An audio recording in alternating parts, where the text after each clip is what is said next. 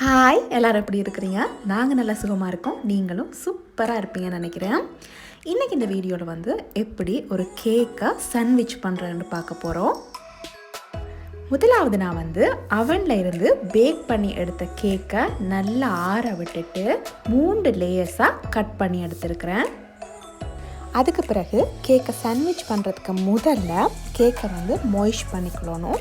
மொய்ஷ் பண்ணுறதுக்காக பால் அல்லது sugar syrup சேர்த்துக்கொள்ளலாம். அடுத்த ஸ்டெப்பாக நான் வந்து பட்டர் ஐசிங்கை கேக்கு மேலால் போட்டுட்டு நல்லா ஸ்மூத் பண்ணி விட போகிறேன். என்னோடய பட்டர் ஐசிங் ரெசிபி வந்து சேனலில் இருக்குது. கேக் டியூட்டோரியல்ன்ற பிளேலிஸ்ட்டில் இருக்கும். விருப்பமெண்டா செக் பண்ணி பாருங்கள்.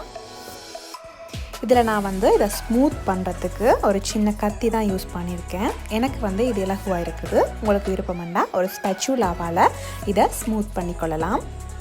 இதில் வந்து ஒரு இம்பார்ட்டண்ட்டான விஷயம் வந்து கவனத்தில் கொள்ளணும். என்னென்னா, கேக்கை சாண்ட்விச் பண்ணுறதுக்கு எடுக்கிற பட்டர் ஐசிங் ரெசிப்பியும் கேக் டெக்கரேஷனுக்கு எடுக்கிற பட்டர் ஐசிங் ரெசிப்பியும் டோட்டலி டிஃப்ரெண்ட்டானது. சாண்ட்விச் பண்ணுறதுக்கு எடுக்கிற ரெசிப்பியோட ரேஷியோ வந்து 1:1 ரேஷியோ. ஐசிங்கை நல்லா ஸ்மூத் பண்ணின பிறகு அடுத்த கேக் லேயரை மேலால் வச்சுக்கொள்ளலாம். கேக்கை வந்து மூவ் பண்ணும்போது கேக் வந்து உடைஞ்சு போயிட்டுதுன்னா பயப்பட தேவையில்லை. ஏன்னா ஐசிங்காலேயே எல்லாம் ஃபிக்ஸ் பண்ணி கொள்ளலாம். 3 லேயரையும் சாண்ட்விச் பண்ணி முடித்த பிறகு கேக்கை க்ரம் கோட் பண்ணிக்கொள்ளலாம். என்னோடய கேக் வந்து ஷார்ப் எஜஸாக வரணுமன்றதுக்காக கேக்கோட அடிப்பகுதியை தான் இதில் நான் வந்து மேல் லேயராக யூஸ் பண்ணியிருக்கிறேன். இது மாதிரி பேக் பண்ணி எடுத்த கேக்கோட 3 லேயரையும் சாண்ட்விச் பண்ணிக்கொள்ளணும். இவ்வளோதாங்க இந்த கேக் சாண்ட்விச் பண்ணுற lesson.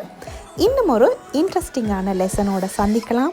Until then, 3D Lifestyle Germany தரிசி. நன்றி, வணக்கம்.